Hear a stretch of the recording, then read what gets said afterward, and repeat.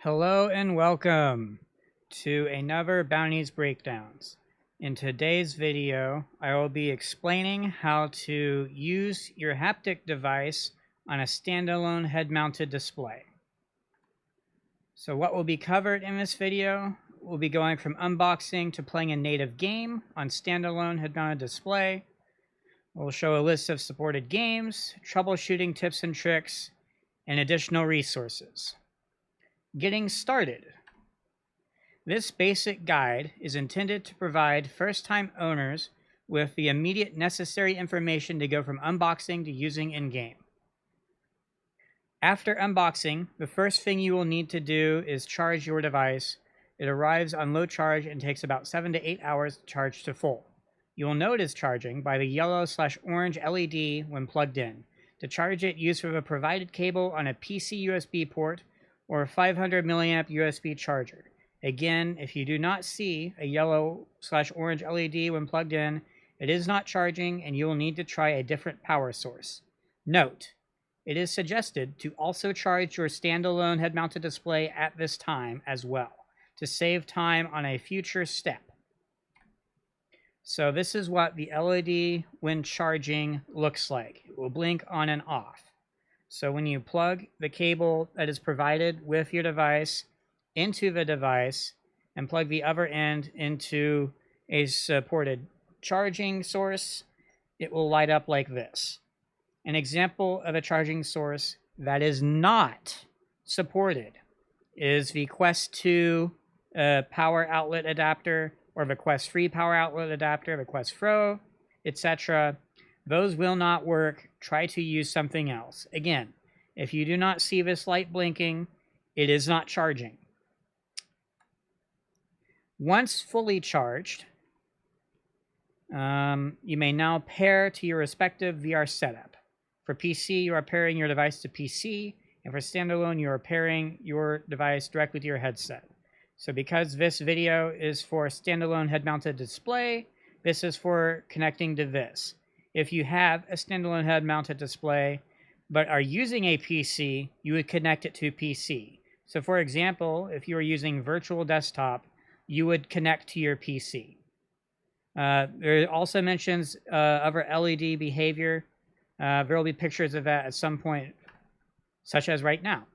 LED when powered on. So this is what you will see most likely when it is done charging.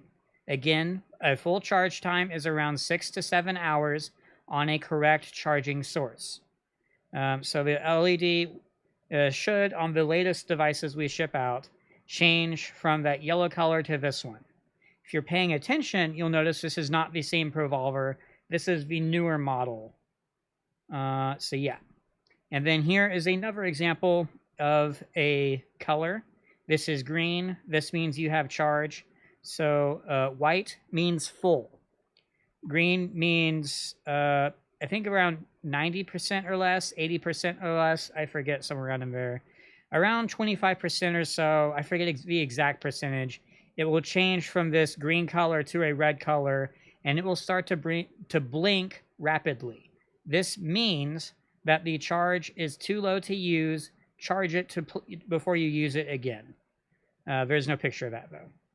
Bluetooth pairing to standalone head-mounted display.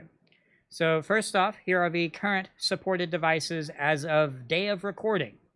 The Quest 1, Quest 2, Quest 3, Quest Pro, Pico 3, and Pico 4. Those are the standalone head-mounted displays that currently support this device. Before pairing for the first time, make sure your VR headset is fully charged. This is very important. It eliminates a lot of potential issues you can have with it being able to pair, being able to function, connectivity, etc. This just eliminates that right off the bat, makes it a much more seamless process to get your device up and running and actually use it. Also, because your headset's fully charged, you can use it for longer immediately. Power on your haptic device, then use the headset to pair with Bluetooth like any other device. At some point in the pairing sequence, you will see a confirmation code pop up. You can ignore this since your haptic device does not have a screen from which to show the code. proceed, and then you are done. Your device will not show in actively connected devices. This is normal behavior. Very important. So first, we'll show some pictures here.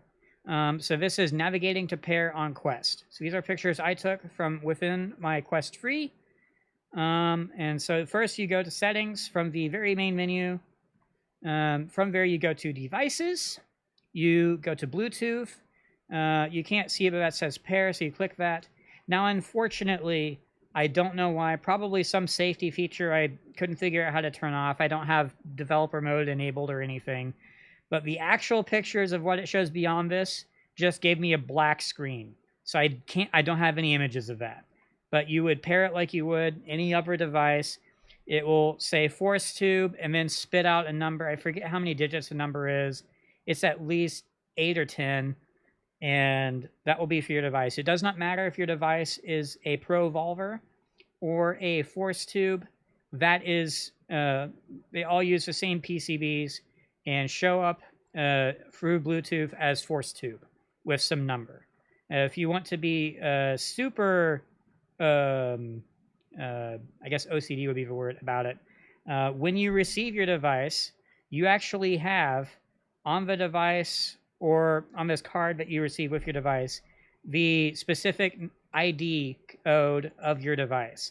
And that's the number that would show up right after the word force tube when pairing on Bluetooth. So if you have multiple devices, that's how you can easily tell them apart. If you keep up with that sort of thing. To confirm whether or not it is successfully paired, launch a compatible game and enable haptics in-game settings as required. Your haptic device will automatically pair with a distinct rumble, and a blinking white or green LED will turn solid as it rumbles. If it paired, you are good to go. So real quick, before I continue, I want to go back to the behavior not actively showing connected devices. So again, that screen that I can't show you, that's right after you hitting pair. It will show you any actively connected devices, any devices in your history, and then you have this plus icon to pair another one. And that's what you would do to pair it. But what I mean by that is when you pair it, it will briefly, for like 5 seconds or less, show as paired. Then it will drop from that into the history. And also that is the screen you go to remove devices. So if you ever need to troubleshoot and feel that part of that troubleshooting should involve removing your haptic device and pairing it again, that is where you do so. So now on to list of compatible games. So these are the compatible games for standalone head-mounted displays as of that day, which is when I made this slideshow. So I'll explain a little bit about this. So in brackets, you see PN free. That is referring to games that are available on the Pico Neo Free and 4 store. Since there's no way to directly view that or link that or anything, I don't have any of that information. There is also way more information about these games on the fully comprehensive list that's on Reddit, as well as in our Discord server. Resources to those later on. So there's Alvo, Arcade, Cactus Cowboy Free fully loaded. You enable it in the options. Clay Hunt VR, Contractors, Dead Second, Gambit, Ghosts of Tabor. Now currently, as of today, that is not currently, the support currently isn't working. I think they'll be fixing that support after their full Quest launch, which I think is, it's this week. It's today or this week, so it's really soon. But so sometime after that, Ghost of Tabor will work again on Quest. Gun Club VR also support is broken at the time of making this video. The developers do know that it isn't working. They are working to fix it. There is no ETA on that fix. Larcenauts, Onward, you enable on settings and you go to Haptics, Shock Troops, Sniper Elite VR. You go to settings, you go to controls, and it's on page 2. It will rumble to pair when you exit the settings and go back to the main menu. Otherwise, when you load up the game, it won't pair until you load into a level or do the same thing of going into the settings and exiting the settings again. Same behavior for Sniper Elite VR Winter Warrior. And also, you enable it in the same place. And then Sweet Surrender VR. I'm not 100% sure if there's a setting to enable or not. I can't recall.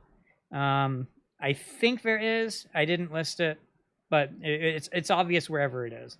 And then VR Practical Shooting, and then War Chasm. So those, again, are the compatible games on standalone head-mounted display right now. Now some information. Important. On standalone head-mounted display, only compatible games will work. If the game you are trying is not on the list, the haptic device will never pair to it. So make sure to only try games on the list. Yeah, so long story short, here's how games connect. The game developer of the game, they find the plugin for our devices, and they add it to their game. They install it, they set it up and stuff, and they ship that with the game, either in an update or when they launch the game, depending on when they add it. And that is what allows you to connect to the game, is because the developer added this plugin to it, and that's what allows it to connect. So on standalone, that is the only way you can connect to a game. There is nothing else you can use to connect to a game. So unless a developer has added that plugin to their game and it's on Quest or Pico, that's the only way to connect to it. And so that list was the fully comprehensive list of games on Quest and Pico currently. Hold on. Okay. Troubleshooting tips and tricks. If your haptic device did not successfully pair, first confirm your headset is fully charged. Then fully power off both devices, as in the haptic device and the headset. Then power them on again.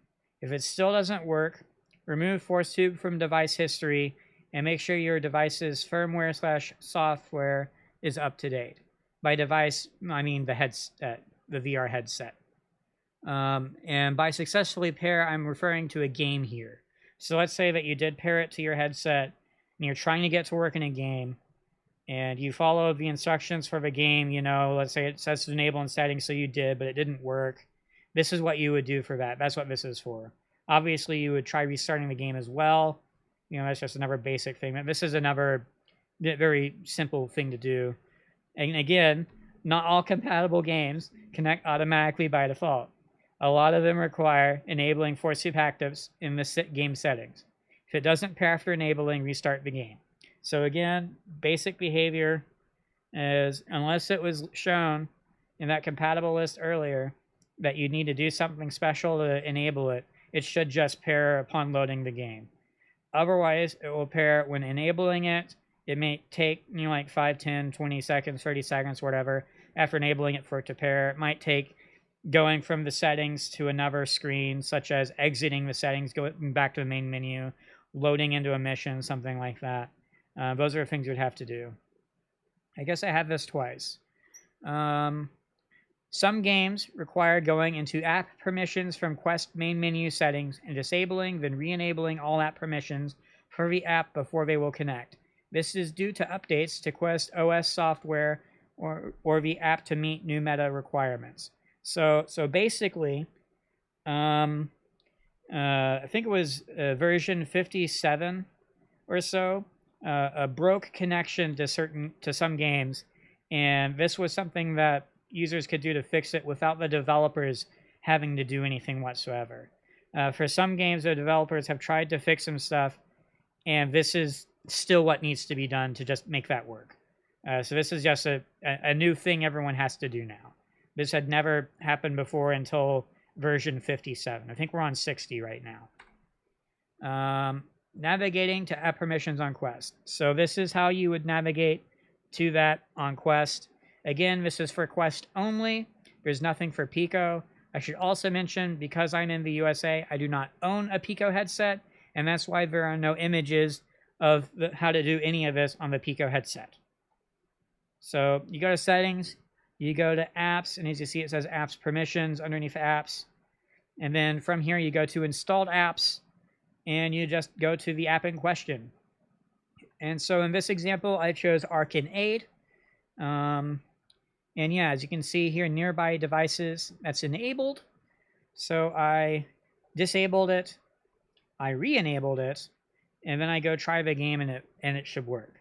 Now, specifically for Arcane, this game will not have this enabled by default.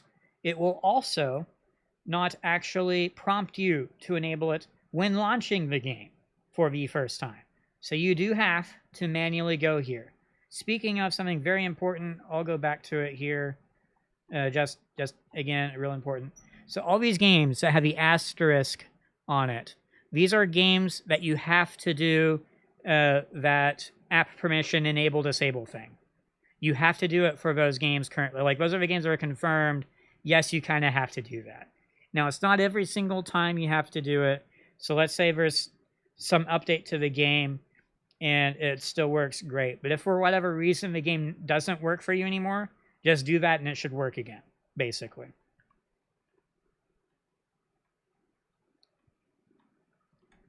Okay.